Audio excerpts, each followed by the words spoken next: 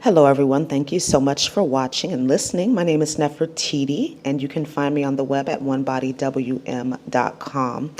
So just a few quick announcements. I'm actually going to be taking a step back from Instagram. I'm only going to be posting to my One Body Wellness 333 account. I don't really like what they're doing over there at Instagram in regards to shadow banning creators and not letting them know. So I am just deciding to take a step back as far as the fitness and yoga posting goes. But if you would like to see a full-length yoga class on my channel, if that's something that you would like, please let me know in the comments below. I'd be more than happy to do that. I've been a yoga instructor for 20 years, and I can definitely help you with your yoga practice if that's something that you're interested in. So I wanted to talk to you today about the slew of messages that I've been getting. I've needed some time to unpack these messages, of course, but as this Lionsgate portal has opened, I've been getting a lot of downloads, and I'm sure many of you have as well. But we are being asked to be more intentional with our lives. We have to remember that 5D needs to be built, one person at a time. A lot of us maybe fell into the belief that the whole ascension process and the great event was going to be this big thing that everybody could see, and we were going to be changed in an instant. And that is true on some levels. But because we live in a reality of duality, and we live in a reality that is governed by time and space, it's going to be a process of releasing things that no longer serve us to make room for the new energy. So I get a lot of messages through songs, through animals, through number synchronicities. And one of the songs that's really been in my spirit, if you will, is a gospel song by Shekinah Glory. And it's called There Is More That I Require of Thee. And I'm going to put the link in the description box below if you would like to listen to it. But it's a very high vibrational song. Now, I'm not a religious person, have not been for a very long time, but I do believe that certain songs hold frequencies, higher and low. That's why a lot of, especially the hip hop music industry and the hip hop genre has been manipulated, because it's the largest genre that there is right now. And that just goes to show you that there is some energy in the music, and music does emit frequency because sounds have power. That's how this world was created.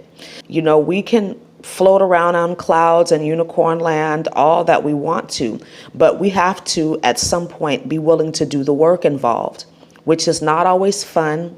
It's not always glamorous. You know, shadow work is not a fun thing. It's a necessary thing, but it's definitely not fun, and it requires a lot of bravery. And as there are so many aspects of our life right now wrapping up, completing, it's very important that we are willing to release what no longer serves us in a positive way, because it's stagnant energy. And we can do it, or the universe will do it for us.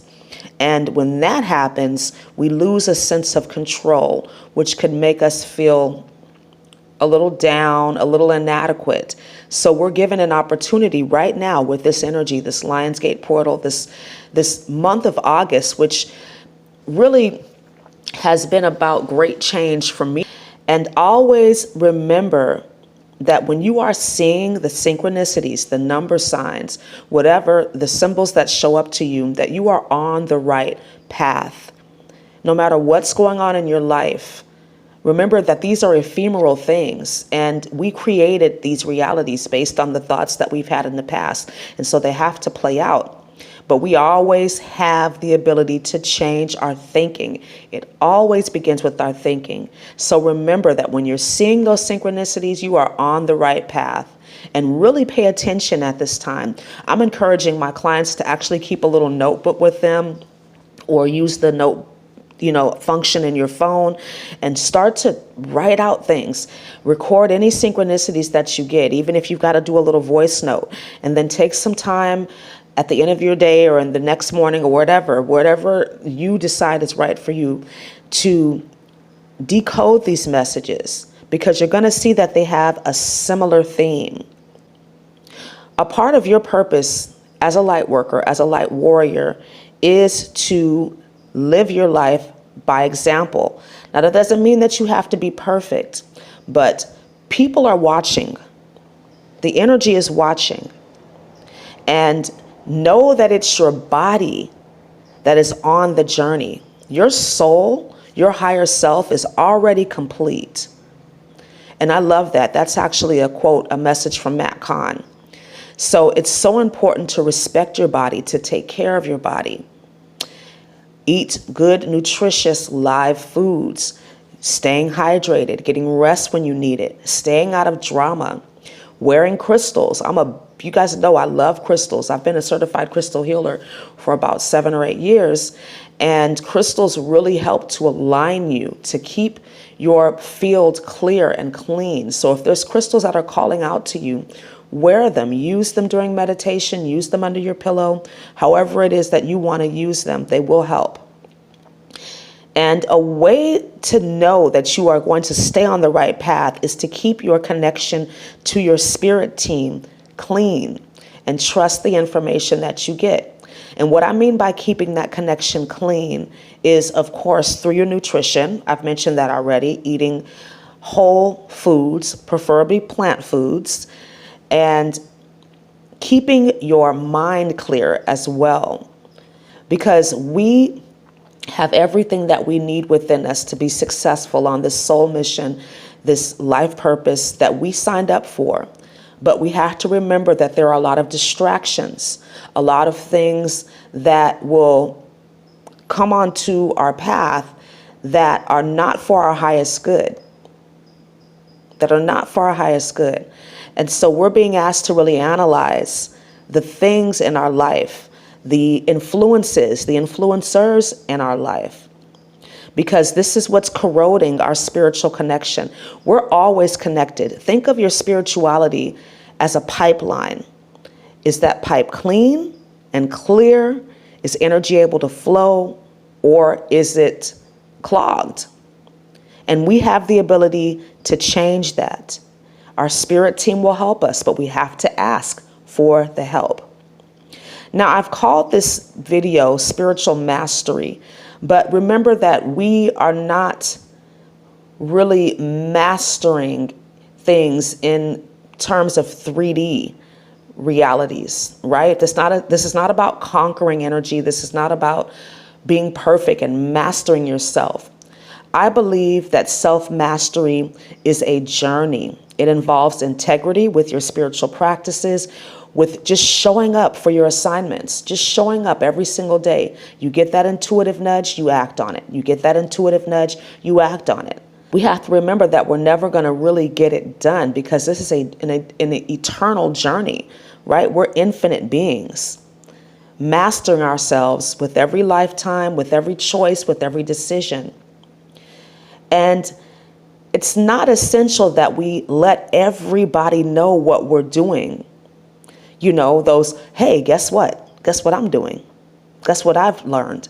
That's not always necessary. Not everybody needs to know what you're doing, because that's another way that negative energy or distractions can get in.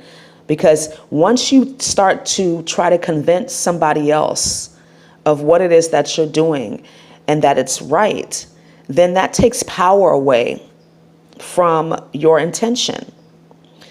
The best way to use that guess what moment is to go to work on your intention, on the epiphany, on the download that you got. And then you take action on it and it appears in your life. And then people will start to ask, oh, what are you doing? Because they can see the proof. And making small changes every day, right now where you are, that are divinely inspired. And a lot of times these changes are not going to be understood right now. We often understand things in hindsight. And that's okay. But trusting that intuitive nudge and making those small changes, those small steps every day, which might mean getting up a little bit earlier. Example, you have an intention to get up and work out and to get yourself healthy again. You've got to beat your former self. So that means the night before, if you're going to work out in the morning, for example, you have your sneakers out, you have your clothes out, you have your water ready, you have your meals prepared, you have your schedule down.